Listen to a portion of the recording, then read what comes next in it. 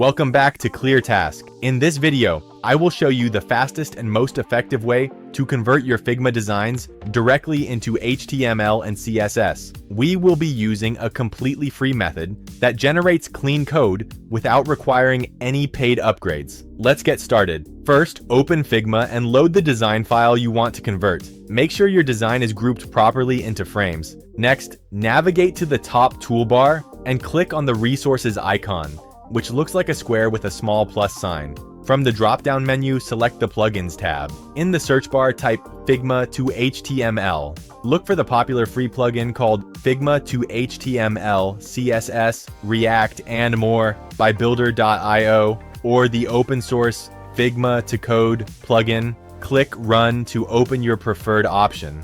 With the plugin window open, simply click on the specific frame or element in your Figma canvas that you want to export. The plugin will instantly analyze your design and generate the code.